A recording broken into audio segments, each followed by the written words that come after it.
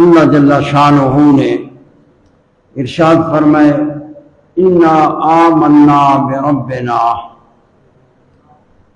یہ جو پیچھے قصہ آ رہا ہے حضرت موسیٰ علیہ السلام کا اور وہ معارضہ مقابلہ فرعون کے جادوگروں کے ساتھ اور حضرت موسیٰ علیہ السلام کا معجزہ عصا کا معجزہ جو ظاہر ہوا اور سارے جادوگر مغلوب ہو گئے اور توبہ طائب ہوئے، نادم ہوئے اور سجدہ ریز ہوئے، اور فرعون نے انہیں دھمکی دی، فرعون نے انہیں ڈرایا اور کہا کہ میں تمہارے ہاتھ پاؤں کاٹوں گا، تمہیں سولی چڑھاؤں گا. تو انہوں نے جواب دیا کہ تو جو چاہتا ہے، جو حکم کرتا ہے کر، ہم پیچھے ہٹنے والے نہیں ہیں. ایک پچھلے جمعے ذکر آیا. اب اس جگہ بھی ابھی کلام باقی ہے ان کی، تو انہوں نے کہا یہ دنیا کی حیاتی ہے، اس میں جو ہمیں تکلیف پہنچے گی، جو عذاب ہوگا، یہ ختم ہونے والا ہے، لیکن آخرت وہ باقی ہے. پھر اللہ تعالیٰ کی طرف رجوع لاتے ہیں، اس کے سامنے کہتے ہیں انا بے شک ہم آمنا ایمان لائے، ہم ایمان لائے بربنا اپنے پروردگار کے ساتھ، بربنا لیغفر لنا تاکہ اللہ تعالیٰ ہمارا رب ہمارے گناہ معاف کر دے، بخش دے، مغفرت فرما دے، ہمیں بخش دے خطایانا ہمارے گناہ. ایک گناہ یعنی کفر، کہ اس سے پہلے وہ کافر تھے. جادو بھی گناہ ہے، جادو کرتے تھے اور حق کے مقابلے میں آئے، یہ بہت بڑا گناہ ہے. خطایانا سب معاصی کفر سب کو شامل ہے. کہ اللہ سے دعا مانگتے ہیں کہ اللہ تعالیٰ ہمارے خطایا معاف کر دے، ہمارے گناہ معاف کر دے. یغفر لنا وما اکرہتنا علیہ من السحر، اور وہ اللہ معاف کر دے وہ جو اکراہ کیا تو نے. فرعون کو کہتے ہیں کہ تو نے ہمیں مجبور کیا. ما اکرہتنا من السحر، جادو سے. ماں کا بیان ہے وما اکرہتنا، خطایانا کے اوپر عطف ہے، لیغفر لنا ما اکرہتنا علیہ من السحر، کہ اللہ تعالیٰ مغفرت فرمائے اس کی جو تو نے ہمیں مجبور کیا تھا، جادو پر مجبور کیا. اور جادو پر ایک سوال ہوتا ہے کہ جادو انہوں نے اجرت مقرر کی تھی. انہوں نے کہا انا لنا لاجرا، یہ بھی کہا. اس نے کہا ہاں تو تمہیں اجرت دی جائے گی. فرعون نے کہا تمہیں اجرت دی جائے گی. اور یہ بھی کہا کہ انا لنحن بعزت کا، قسمیں اٹھائی تھیں ہم غالب ہیں، ہم غالب آئیں گے. انا لنحن غالبون بعزت کا.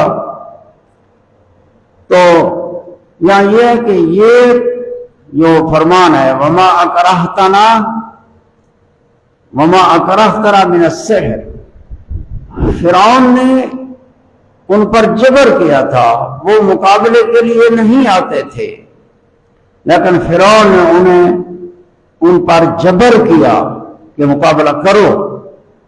پھر جب وہ مجبور ہو گئے تو انہوں نے پھر کہا کہ ہمیں کیا دو گے، ہماری اجرت کتنی ہوگی. پھر یہ باتیں کی بعد میں. پہلے اکراہ تھا، مجبور تھے، حضرت موسیٰ علیہ السلام کے مقابلے میں نہیں آنا چاہتے تھے، اور فرعون نے جمع کیا تھا، سب کو جمع کر کے ان کو مجبور کیا کہ تم مقابلہ کرو. ایک روایت یہ ہے، اور دوسری روایت ہے کہ فرعون جبر کرتا تھا جادو سکھانے کے لیے. اس نے طریقہ بنایا ہوا تھا اپنی سلطنت میں کہ جادو کی تعلیم، نوجوانوں کو جادو کی تعلیم جبرن دیتا تھا، تاکہ یہ جو بوڑھے ہیں، تجربہ کار ہیں جادوگر، یہ مر جائیں تو پھر ہمارے پاس دوسرے جادوگر ہوں. تو وہ اسی طرح کرتا تھا، اکراہ کرتا تھا، جبر کرتا تھا، اور جادو کی تعلیم پر جبر کرتا تھا. تو اس گناہ کی خاص کر کے انہوں نے معافی مانگی. جو خطایا نام میں سب خطایا آ گئے، خطایا نا ہمارے گناہ، اس میں جادو والا گناہ بھی ہے اور کفر والا بھی ہے، مقابلہ حق کا، یہ سارے گناہ ہیں، ان کی مغفرت طلب کی. لیکن خاص کر کے اس گناہ کی جو جادو سیکھا اور جادو سکھایا اور جادوگری کا فن اختیار کیا، اس کی خاص کر کے وہ معافی مانگتے ہیں اللہ سے. تو معلوم ہو کہ یہ جادو سیکھنا اور جادو سکھانا یہ بہت بڑا گناہ ہے. نبی پاک صلی اللہ علیہ وسلم کے حدیث ہے کہ 7 گناہ ہیں، بہت بڑے گناہ ہیں. الاشراک باللہ، اس سے شمار کیا 7 گناہ، اور ان میں جادو کا ذکر بھی ہے. یہ سب سے کبائر جو کبیرہ گناہ ہیں، جادو بھی ایک کبیرہ گناہ ہے. تو انہوں نے اس کی معافی مانگی اور اس کو علیحدہ ذکر کیا. اور اس سے ظاہر ہوتا ہے کہ وہ کچھ اللہ کی بارگاہ میں اپنی معذرت پیش کر رہے تھے کہ ہمیں فرعون نے مجبور کیا اور وہ بڑا متکبر ہے، اس کے اقرار کی وجہ سے ہم نے یہ کیا، موسیٰ علیہ السلام کے ساتھ مقابلے کے لیے آ گئے. یہ اقراہ کا ذکر اس لیے کہ وہ جیسے معذرت ہوتی ہے بندے کی، بندہ اپنی عذر خواہی کرتا ہے دوسرے کے سامنے، یہ وجہ تھی کہ اس طرح میں نے کیا. تو وہ اللہ کی بارگاہ میں اپنی عذر خواہی کر رہے تھے کہ اس نے ہمیں جادو پر مجبور کیا تھا، ہم نہیں چاہتے تھے. سمجھے نا؟ ہاں. ایک اخبار میں یہ بھی ہے کہ جادوگروں نے کہا کہ جب موسیٰ علیہ السلام سو رہے ہوں کہ عصا اس کے پاس پڑا ہو، اس کی خاص خیال کیا جائے، ہم اس وقت دیکھیں گے، ہم پہچان لیں گے کہ جادوگر ہے یا کون ہے. تو جب حضرت موسیٰ علیہ السلام سوئے تو وہ عصا آپ کی حفاظت کر رہا تھا. جب وہ آئے انہوں نے دیکھا کہ عصا حفاظت میں کھڑا ہے، حفاظت کر رہا. تو انہوں نے جان لیا، انہوں نے کہا یہ جادوگر نہیں ہے، کیونکہ جادوگر جب سو جاتا ہے اس کا جادو کام نہیں کرتا. یہ سوئے ہوئے ہیں اور عصا اس کی حفاظت کر رہا ہے. اس سے وہ ادھر انہوں نے جان لیا تھا اور وہ نہیں آنا چاہتے تھے، لیکن فرعون نے انہیں مجبور کیا تھا. جیسے اللہ پاک نے یہاں خبر دی، خطایانا وما اکرہتنا علیہ من السحر. اکرہتنا، اکراہ کرنا ہے، جبر کرنا ہے، دوسرے کو مجبور کرنا ہے، اور اکراہ بھی ایسا ملجی کہ اس کا چارہ بھی نہ رہے. تو فرمایا واللہ خیر و ابقا، اور اللہ خیر ہے اور ابقا ہے. یہ کلام جو فرمائی گئی ہے یہ جواب ہے یہاں کہ واللہ خیر، اللہ خیر ہے. یا اس کا معنی یہ ہے کہ اللہ فی ذات ہی خیر ہے. خیر ایک لفظ ہے، اندر اندر سارے کمالات اس کے اندر آ جاتے ہیں.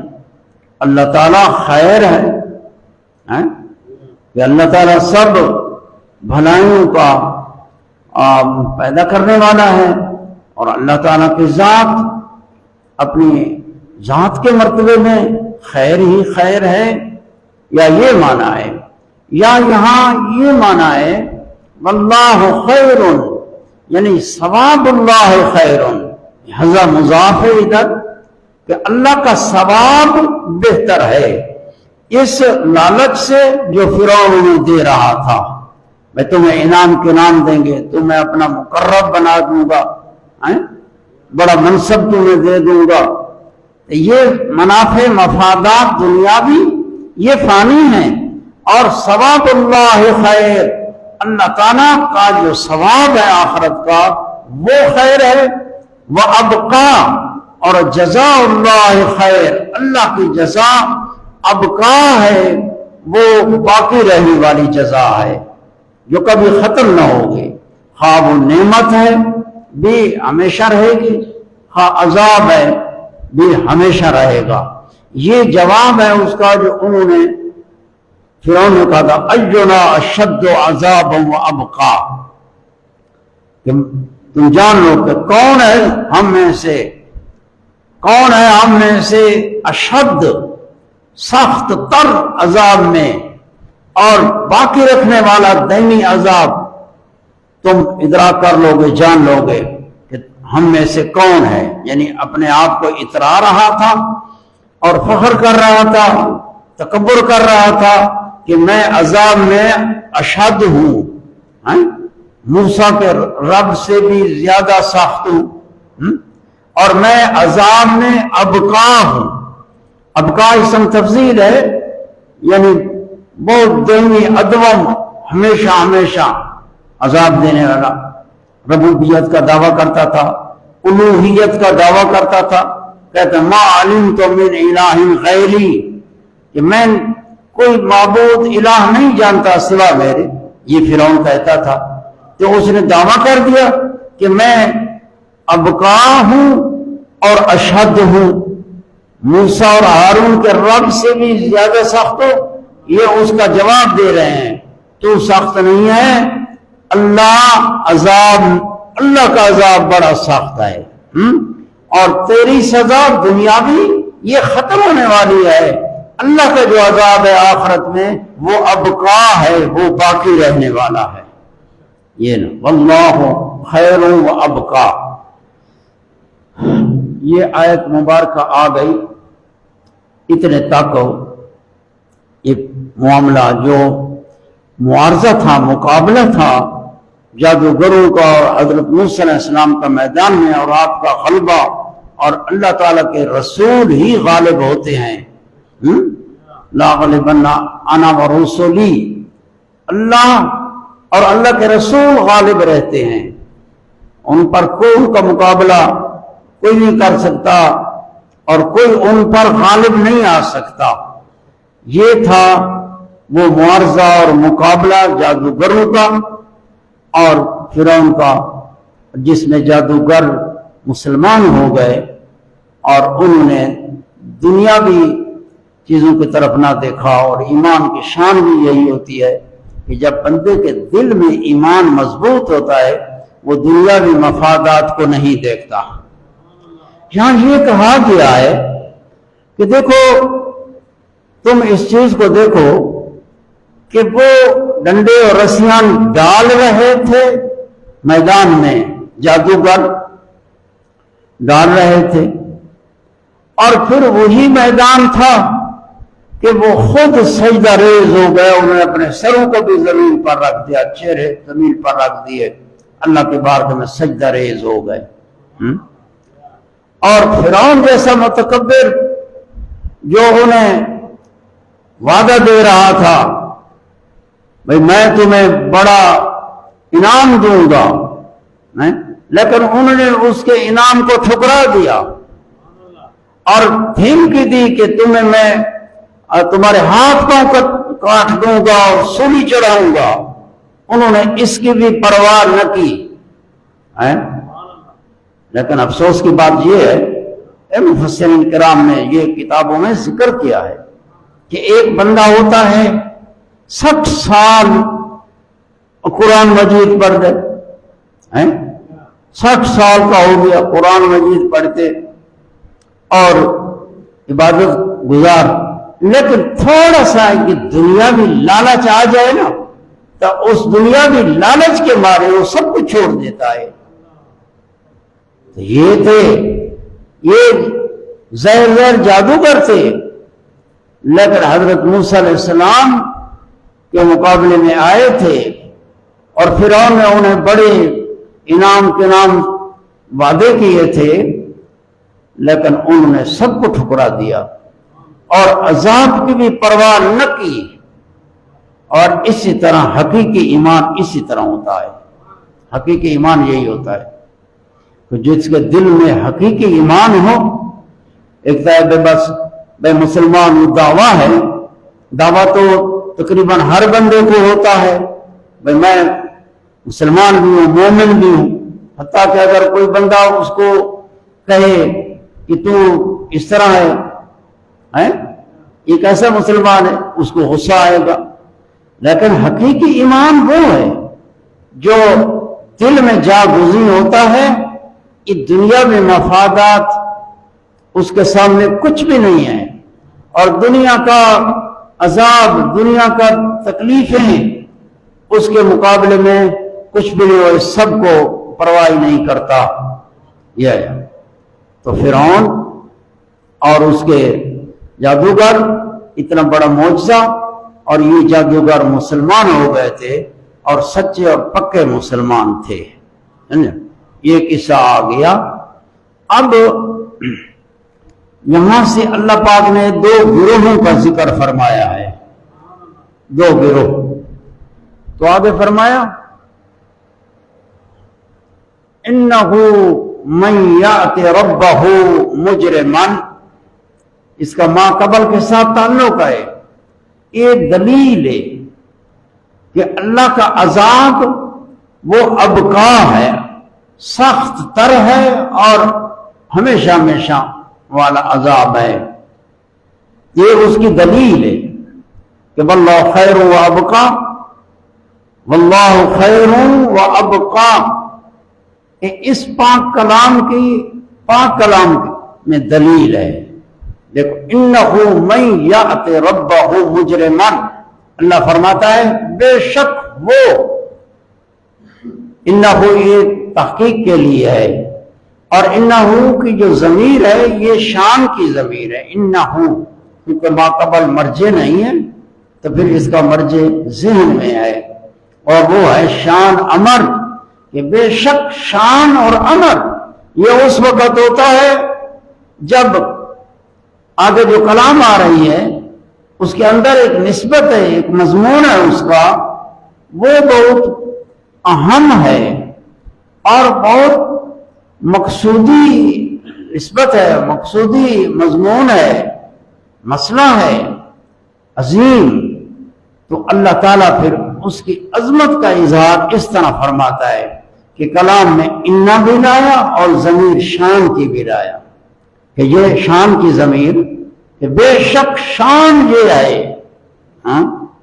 انہو من یأت ربہ مجرما، جو شخص اپنے رب کے پاس آئے گا،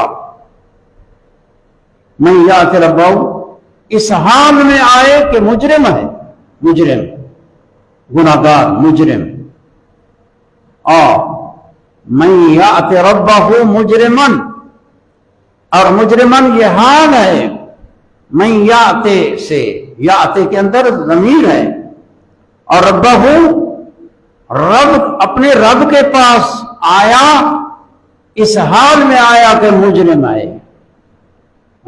جیسے بندے کسی کے پاس جاتے ہیں تو عدالت میں گیا، بھئی یہ مجرم ہے، اس حال میں جاتا ہے کہ مجرم ہے۔ تو اللہ کے پاس بھی حاضر ہوں گے بندے، اللہ کے حضور دن قیامت کے، تو اللہ فرماتا ہے اس حال میں کہ مجرم ہے رب کے پاس آیا، فَإِنَّ لَهُ جَهَنَّمْ، پس بے شک اس کے لیے جہنم ہے، اور مجرم کے لیے جہنم ہے، مجرم کے لیے جہنم کی وعید ہے سخت۔ یہاں دو گروہوں کا ذکر ہے، اور پہلے اس جہنمی گروہ کا ذکر کیا کہ مَن یَأْتِ رَبَّهُ مُجْرِمًا فَإِنَّ لَهُ جَهَنَّمَ لا يموت فیہا ولا یحیا، کہ اس کے لیے جہنم ہے مجرم کے لیے، اور جہنم کی حالت کیا ہے؟ فرمایا لا يموت فیہا، نہ جہنم میں یہ بندہ مرے گا کہ موت آ جائے، مرے گا بھی نہیں، ولا یحیا، اور نہ زندہ رہے گا، نہ مرے گا تو نہ زندہ ہوگا۔ اب یہ دو وصفیں ہیں، ایک وصف ہے موت، دوسری حیات۔ بندہ یا زندہ ہوتا ہے یا مردہ ہوتا ہے۔ اللہ پاک نے یہاں دونوں کی نفی کی کہ دوزخ کے اندر نہ وہ زندہ ہوگا تو نہ مردہ ہوگا، سمجھے نا؟ یہاں خاص کی نفی ہے کہ موت ایسی موت کے بالکل یا ختم ہو جائے، فنا ہو جائے، یہ موت نہیں، لا یموت فیہا، یہ موت نہیں ہے، یعنی حیات ہے، موت نہیں ہے، دوزخ میں حیات اس کی ہے۔ پھر آگے کہا، آگے فرمایا ولا یحیا، اور نہ دوزخ میں زندہ رہے گا، زندہ۔ تو حیات ایک حیات ہے ایسی حیات جو نعمت والی حیات ہو، نعمت والی، اور اگر عذاب والی حیات ہو تو یہ حیات حیات نہیں ہے، اسی کی نفی فرمائی ہے، نہ زندہ ہوگا جو عذاب سخت ہے، اور نہ مرے گا کہ بالکل یا ختم ہو جائے تو عذاب پھر جیسے جماعت ہو گیا بھائی عذاب محسوس نہ کرے، یہ اس کی ہے، یہ محاورے کی کلام ہے، نہ جیندیاں چوئے تے نہ مویاں چوئے ہیں، ایسے حالت ہے کہ نہ زندہ ہے تے نہ مردہ ہے، نہ وہ حیات ہے اس دی جس دنال کے نفع پکڑے، یہ حیات نفع والی حیات نہیں ہے، دوزخ میں حیات ہے لیکن جس حیات کی نفی کی وہ نفع والی حیات نہیں ہے، یہ عذاب میں گرفتار ہے، اور موت نہیں ہے، اس کو مرے گا بھی نہیں، جب مرے گا ہی نہیں تو پھر عذاب دائمی ہوگا، تو یہ دلیل آ گئی کہ یہ مجرم دوزخ میں ہوگا اور عذاب اشد ہوگا کہ زندہ ہے لیکن زندگی کیا زندگی ہے اس کی، ہاں، اور موت بھی نہیں ہے، یعنی عذاب دائمی ہے، یہ مجرم ہے۔ اب ایک گروہ یہ آ گیا کہ اللہ کا حضور حاضر ہوا اور مجرم ہے، ٹھیک ہے نا؟ ایک گروہ ہے معتزلہ کا، معتزلی ایک گروہ ہے، گمراہ فرقہ ہے، گمراہ فرقہ۔ تم نے معتزلی نہیں سنے لیکن معتزلی ہیں، معتزلی موجود ہیں، دوسرے ملکوں میں ہیں اور برملا ہیں اور زہر ظہور ہیں، ادھر پوشیدہ ہیں۔ ہاں، اگر کوئی معتزلی آ جائے تو لوگ ان کے پیچھے ہو جائیں گے، اس لیے کہ یہ اچھا ہے کہ فتنہ سویا ہوا ہوتا ہے، تو حضور کی حدیث ہے الفتنۃ نائمۃ، فتنہ سویا ہوا ہے،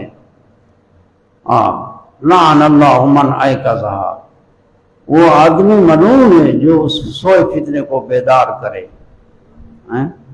فتنے اس طرح پیدا ہوتے رہتے ہیں، تو تمہارے ذہن میں یہ بات ہونی چاہیے کہ معتزلی فرقہ ان کے عقائد کیا ہیں، تمہیں اپنے عقائد کا پتہ ہوگا تو پھر معتزلوں کا عقیدہ ہے کہ جس بندے سے گناہ کبیرہ ہو جائے، ٹھیک ہے نا، تے توبہ نہیں کی تے مر گیا، ہمیشہ ہمیشہ دوزخ میں رہے گا بلا توبہ۔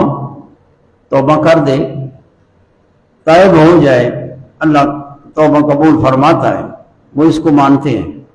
لیکن وہ کہتا ہے کہ اگر بغیر توبہ کے، توبہ نہیں کی تے مر گیا، توبہ جو نہیں کی مر گیا تو گناہ کبیرہ کیا ہے، اس نے گناہ کیے ہیں، کبیرے گناہ کیے ہیں، بڑے بڑے گناہ کیے ہیں، وہ مجرم ہے، وہ مجرم ہے۔ اسی آیت سے استدلال کرتے ہیں کہ اللہ پاک نے فرمایا اِنَّهُ مَن يَأْتِ رَبَّهُ مُجْرِمًا، جو اللہ کے پاس حاضر ہوا مجرم، اور گناہ کبیرہ جو کرتا ہے یہ مجرم ہے، کبیرہ گناہ کیا ہے، تو ہمیشہ ہمیشہ دوزخ میں رہے گا، نہ مرے گا تے نہ زندہ ہوگا، ہاں، یعنی ہمیشہ ہمیشہ عذاب میں گرفتار رہے گا۔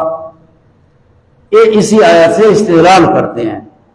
لیکن سنت کا مذہب یہ ہے کہ جو گناہ کبیرہ کرتا ہے پھر طیب ہو جاتا ہے تو گناہ اللہ بخش دیتا ہے، اللہ کا وعدہ ہے، اللہ کا وعدہ ہے کہ توبہ کرو میں تمہارے گناہ بخش دوں گا، سمجھے نا؟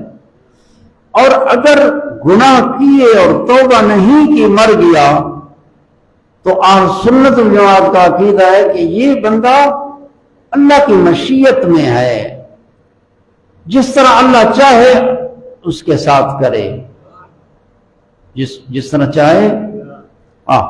اگر اللہ اس کو معاف کر دے تو بخش دے تو جنت میں داخل کر دے، اللہ تعالیٰ کی مشیت اور اس کا ارادہ ہے، سمجھے نا؟ تو اللہ تعالیٰ کر سکتا ہے، اور اگر اللہ چاہے تو اس کو عذاب دے، لیکن عذاب ہمیشہ ہمیشہ نہیں ہے۔ جو گناہ گار ہے اور ایمان ہے اس کے اندر، وہ ہمیشہ ہمیشہ دوزخ میں نہیں رہے گا، یہ اہل سنت کا عقیدہ ہے۔ جو ایماندار آدمی ہے، کلمہ پڑھتا ہے، دل میں تصدیق ہے، لیکن گناہ گار ہے، یہ بندہ توبہ بھی نہیں کی مر گیا، تو اہل سنت کا مذہب ہے کہ یہ بندہ ہمیشہ ہمیشہ دوزخ میں نہیں رہے گا۔ معتزلی کہتے ہیں ہمیشہ ہمیشہ دوزخ میں رہے گا، اہل سنت کے نزدیک ہمیشہ ہمیشہ نہیں رہے گا۔ اور اب ہمیشہ ہمیشہ جو نہیں رہے گا یہ نفی ہے۔ اس کی دو صورتیں ہیں، یا یہ کہ اللہ تعالیٰ اس کو معاف کر دے، تو اللہ تعالیٰ معاف کر دے، تو گناہ گار کو معاف کر دیا اللہ نے، تو ابتداً اللہ پاک اس کو جنت میں لے گیا۔ ایک صورت یہ ہے، سرے سے دوزخ میں داخل ہی نہیں ہوا، اور دوسرا صورت یہ ہے کہ دوزخ میں گیا، گناہوں کی سزا اس کو دی گئی، اور پھر اس کے بعد دوزخ سے نکالا گیا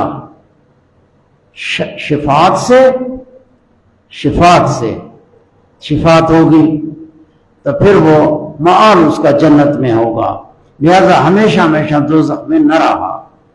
معتزلہ نے اسی آیت سے استدلال کیا، جو اللہ فرماتا ہے جو شخص میرے پاس آیا اس حال میں کہ مجرم ہے تو وہ دوزخ میں رہے گا، اس کے لیے دوزخ ہے، لا یموت فیہا ولا یحیا، دوزخ میں نہ مرے گا تو نہ جیے گا، سمجھے؟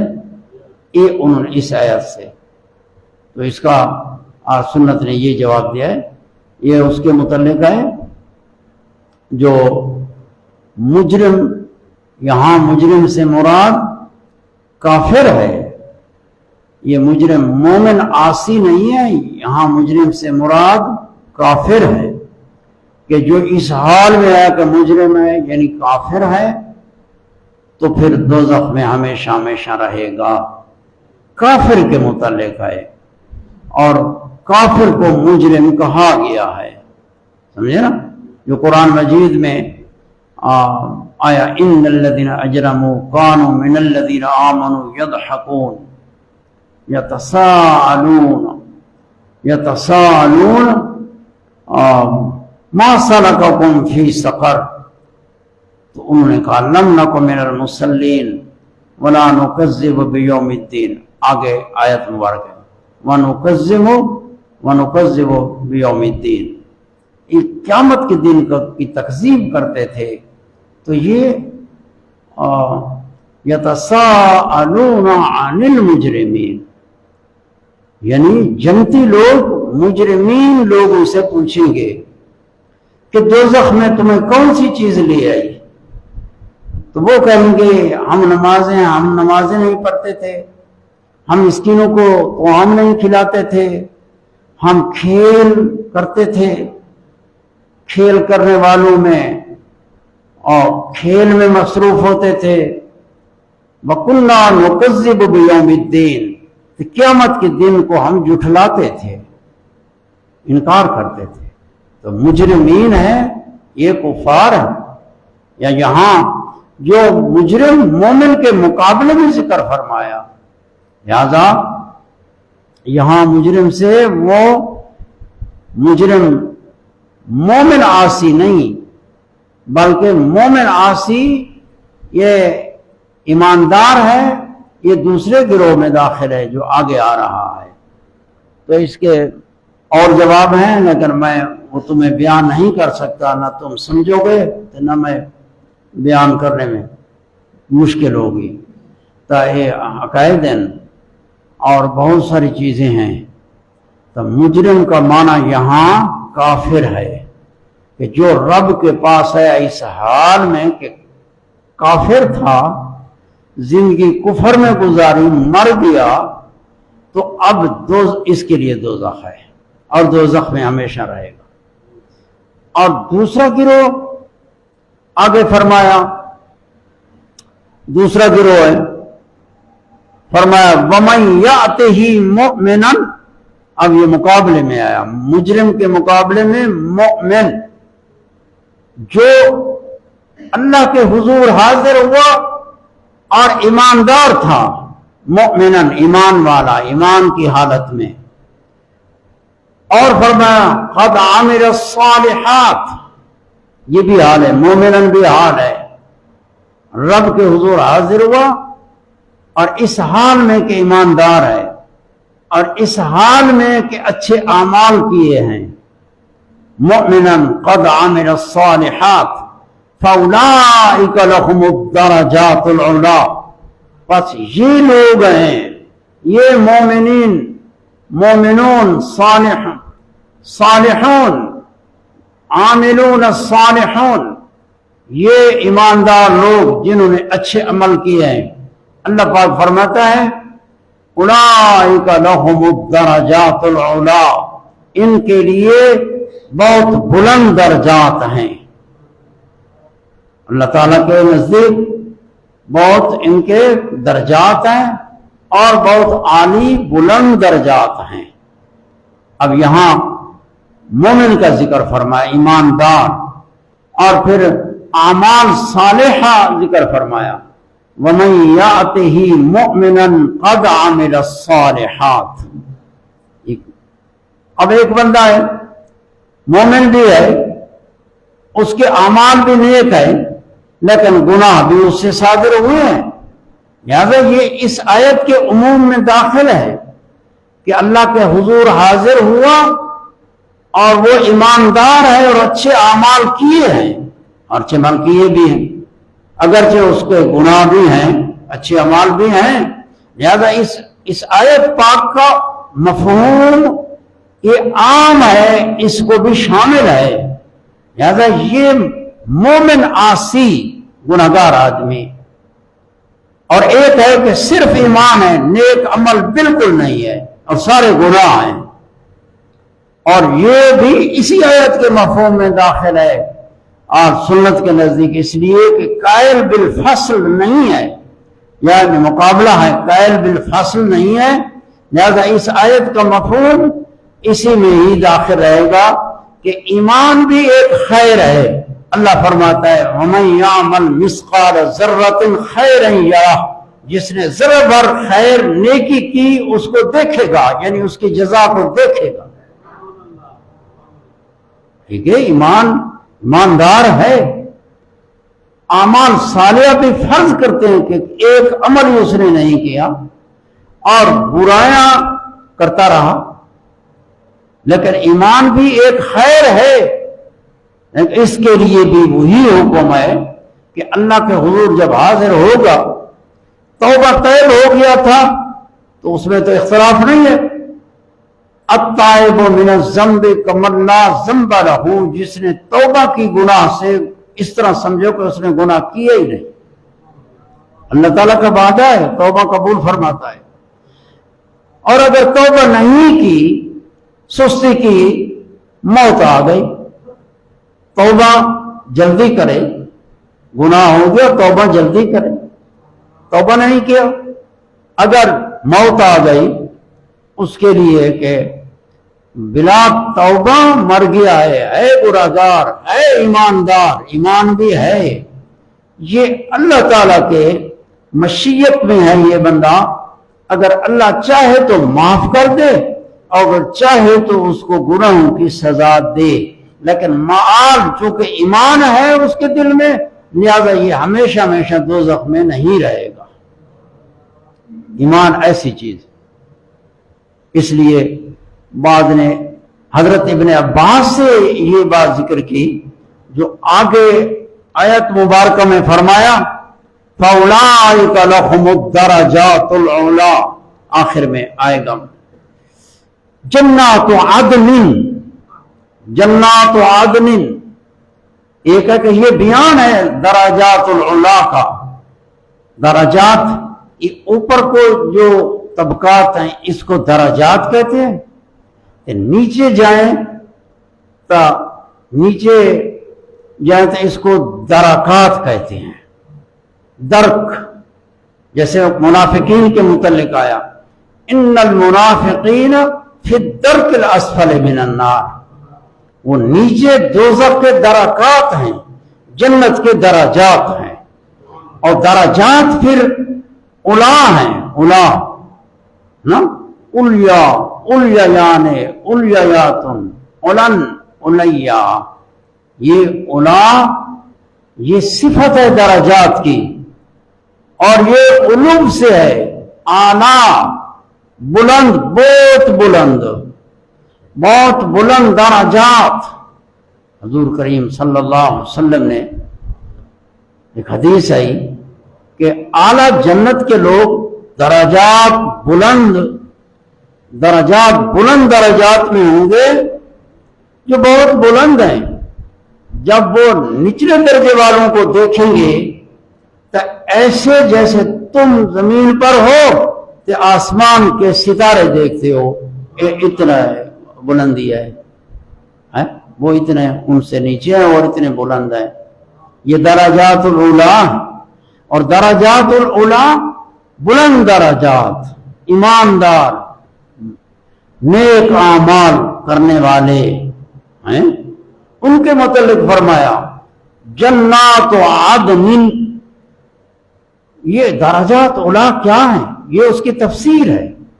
درجات العلا کی تفسیر قرآن نے فرمائی، یہ جنات ہیں، جنات جمع ہے جنت کی، اور جنت کا معنی ہے باغ، یہ جنات ہیں، باغات ہیں، بہشت ہیں۔ عدن، عدن کا معنی آدانہ، اقامت، عدن اقامت، دوام، دائمی اقامت، تو جنات و عدن باغات ہیں، بہشتیں ہیں کہ ہمیشہ کی اقامت ہے ان کی، جو ہمیشہ ہمیشہ ان میں مقیم رہیں گے۔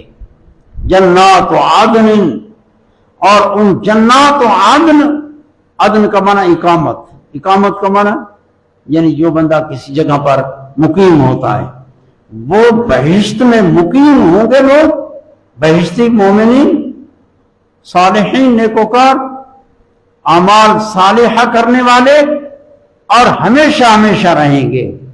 یہ باغات ہمیشگی کے باغات ہیں، یہ باغات ہیں سدا بہار باغات ہیں کہ ان پر کوئی خزاں نہیں ہے۔ وہ انعامات ہیں اللہ کے جو اللہ نے اپنے خاص بندوں کو عطا فرمائے ہیں، ہمیشگی کے گھر، اور انہی کی شان میں فرمایا تجری من تحتہا الانہار، کہ جنات و عدن کہ بہتی ہیں، بہتی تجری جاری ہیں، من تحتہا الانہار ان باغات کے نیچے نہریں بہ رہی ہیں، نہریں۔ جیسے قرآن مجید میں اور مقام پر فرمایا کہ اخرج لهم من قرۃ اعین جزاء بما كانوا يعملون، اللہ تعالیٰ نے ان کے لیے نعمتیں تیار کی ہیں، اخرج لهم وہ ان کے لیے پوشیدہ کر کے رکھی ہوئی ہیں۔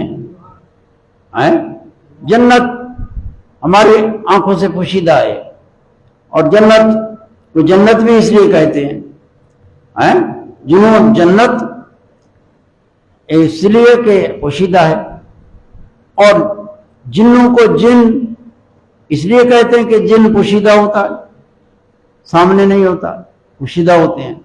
یہ عربی ہے، عربی میں مادے جو ہے نا یہ ملتے جلتے، اور ادھر اپنا معنی ہے کہ جنات ہیں، باغات ہیں، بہشتیں، اور ان کے نیچے نہریں بہ رہی ہیں۔ قرآن مجید میں اللہ پاک نے ان نہروں کا ذکر کیا، یعنی مثل الجنت التی وعد المتقون، اس جنت کی مثال، مثل الجنت جنت کی مثال، وعد المتقون نیکوکار لوگوں کو وعدہ دیا گیا ہے، جنت کا وعدہ نیکوکاروں کو اللہ پاک نے وعدہ دیا ہے۔ فیہا انہار، ان جنت میں نہریں ہیں، فیہا انہار، انہار جمع ہے، انہار جمع ہے مطلب ہے 4 قسم کی نہریں ہیں، پھر ایک سمجھ آتا ہے 9 ہے، کہ ایک انہار من مائن، ایک 9 نہروں کا ہے پانی کی نہریں ہیں، پانی کی، پانی نام تو یہی ہے، اور ہم بھی پانی کہتے ہیں۔ اس دنیا میں جو پانی ہے اس کا نام پانی ہے، نام پانی ہے جو جنت میں ہے، لیکن اس پانی اور اس پانی کی حقیقت ایک نہیں ہے، سمجھے نا؟ مطلب یہ پانی ہے، وہ پانی اللہ پاک نے جو خاص تیار کیا ہے بہشت میں، وہ نہر ہے، پانی ہے، نام ایک ہے، جیسے فرمایا نا اعدت للمتقین، یہ متقی لوگوں کے لیے تیار کی گئی ہے۔ جب بہشت میں میوے ہوں گے، پھل ہوں گے، کلما رزقوا من ثمرۃ من رزق، جب بہشتوں کو وہ کھلائے جائیں گے، دیے جائیں گے، بہشتی کھائیں گے، تو وہ کہیں گے، وہ تو متشابہ، اس کے مشابہ ہمیں اس دنیا میں یہ چیزیں تھیں، نام ایک ہے، پھل جیسے یہاں کے ہیں، یہ اس لیے نام تاکہ تم اس کو دیکھ کے رغبت کرو، بالکل ناشنا، تمہیں پتہ ہی نہ ہو کہ یہ شے کیا ہے، جب تم دیکھو گے تو شکل تمہیں نظر آئے گی، یہ اس قسم کی چیز ہے، انگور ہیں، عنب ہیں، انگور ہیں، لیکن یہ انگور دنیا کا، یہ دنیا کا انگور ہے، وہ بہشت کا انگور ہے، حقیقت میں فرق ہے، ذائقے اور لذت میں فرق ہے، وہ بے انتہا ہے۔ وہ جو بیان کیا گیا کہ ایسی نعمتیں ہیں جو کسی ذائقے نے چکھی نہیں ہے۔ یہ ذائقہ تو ہم نے چکھا ہے، لیکن یہ وہ ایسے ہیں کہ بس وہ ہی ہیں، اس کی مثل بھائی نہیں ہے۔ صرف مشابہت جو آئی تو مشابہت اس لیے کہ تاکہ بہشتی لوگ اجنبی نفسیں بھی کیشی ہے پتن کیشی ہوسی، ان کو کچھ تعارف ہو تاکہ ان کی طرف رغبت کریں، چاہت رکھیں۔ فرمایا انہار من ماء غیر آسن و انہار من لبن، کئی نہریں ہیں دودھ کی، پھر دودھ کا نام آ گیا لبن۔ لبن اس دنیا میں وہاں بھی لبن ہے، لیکن نام ایک ہے، حقیقت وکری وکری ہے۔ انہار من لبن لم یتغیر طعمہ وانہار من خمر لذت للشاربین، اور نہریں ہیں خمر کی نہریں ہیں۔ خمر ایک دنیا کی خمر، یہ نجاست ہے۔ دنیا میں جو خمر ہے اس کو شراب کہا گیا ہے، دنیا کی شراب یہ نجس ہے، حرام ہے، بد ذائقہ ہے، لیکن نام اس جہان میں بہشتوں کے لیے جو اللہ پاک نے خمر ذکر فرمایا ہے، خمر لذت للشاربین، کے پینے والوں کے لیے لذت ہوگی اس میں، وہ ایسا مشروب ہے اللہ پاک نے تیار کیا، اس کی نہریں جاری ہیں۔ وَأَنْهَارٌ مِّنْ عَسَلٍ مُصَفَّى، اور نہریں ہیں جنت میں شہد کی نہریں، اور مصفہ صافی، نام تو ایک ہے، وہ اس دنیا کی شہد ہے، یہ شہد دنیا کی، وہ شہد جنت کی، نام ایک ہے، وہ بھی اصل ہے، عربی میں اصل کہتے ہیں، یہ بھی اصل ہے، اصل عین سین لام اصل کہ میں شہد، لیکن حقیقت جدا جدا ہے، سمجھے نا؟ صرف صورت میں مشابہت ہوگی تاکہ بہشتی لوگ اس کی طرف جو ہے نا رجحان کریں اور اجنبی نہ بنیں۔ اجنبیت بہشت میں نہیں ہے، اللہ پاک نے بہشت تیار کی ہے تو اس میں ہر چیز مومنین اس کے لیے تیار فرمائی ہے۔ تو یہ آ گیا کہ جنات و عدن، باغات اقامت کے، عدن کے، جن کے نیچے نہریں بہ رہی ہیں، اور فرمایا خالدین فیہا، خالدین فیہا، ہمیشہ ہمیشہ رہیں گے اس میں، ہمیشہ ہمیشہ، اور یہ ہمیشہ کی خلود ہے، خلود، اور خلود ہمیشہ ہمیشہ کی کبھی ختم نہیں ہوگی۔ ابدا، یہ خلود ابدی ہے، اور مقام پر ابدا کی قید بھی ہے، تو یہ خلود ابدی خلود ہے جس کی کوئی انتہا نہیں ہے۔ خالدین فیہا، اللہ پاک نے یہ فرما کے آگے خبر دی، ذالک من تزکا، جو فرمایا ذالک جنات عدن ذالک جزاء من تزکا، یہ ذالک کا اشارہ بعید کا کہ بہت عظمت کے لیے، یہ جزا کن لوگوں کی ہے؟ من تزکا، جو پاک ہوا، یہ جزا ہے۔ یہ جنات و عدن، یہ درجات العلا، بلند درجات، اور باغات عدن کے جن کے نیچے نہریں بہ رہی ہیں، یہ کن لوگوں کے لیے ہیں؟ فرمایا من تزکا، یہ جزا ہے من تزکا کی۔ من تزکا، جو صاف پاک ہوا، جو ستھرا ہوا۔ ستھرا کس سے ہوتا ہے؟ جو ایمان لایا، ایمان لایا اور اچھے اعمال کیے، یہ پاک ہوا۔ حضرت ابن عباس رضی اللہ عنہ فرماتے ہیں کہ من تزکا یہ تزکیہ کس سے ہو؟ فرمایا قول لا الہ الا اللہ محمد الرسول اللہ، یہ اس کلمے سے پاک ہوتا ہے۔ کلمے نال میں دھوتی نہاتی تے کلمے نال بیاہی ہوں، کلمہ میرے جنازہ پڑھیا تے کلمے قبر سہائی ہوں، کلمے نال بہشتے جانا کلمہ کرے صفائی ہوں۔ یہ کلمے کی شان ہے کہ کلمہ پاک کرتا ہے۔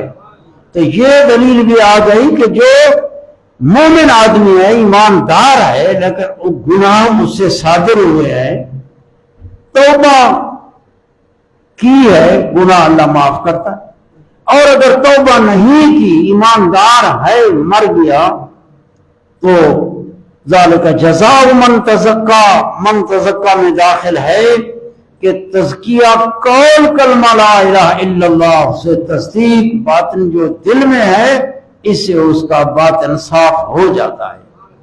اور یہ کلمہ اس کو، جیسے حضور کریم صلی اللہ علیہ وسلم نے فرمایا من قال لا الہ الا اللہ دخل الجنہ، جس نے کلمہ پڑھ لیا دل سے، صدقم بقلبہ، صدق کے دل سے کلمہ پڑھا، دوسری حدیث میں یہ قید ہے، یہ صدقم بقلبہ، من قال لا الہ الا اللہ صدقم بقلبہ، قلبی صدق سے پڑھا، داخل الجنہ، جنت میں داخل ہوگا۔ اللہ تعالی ہمیں عمل کی توفیق عطا فرمائے اور ہمارے باطن کو پاک کرے۔ اور بس اتنے تک کافی ہے، ٹائم برابر ہو گئے انشاءاللہ۔ وآخر دعوانا الحمدللہ رب العالمین۔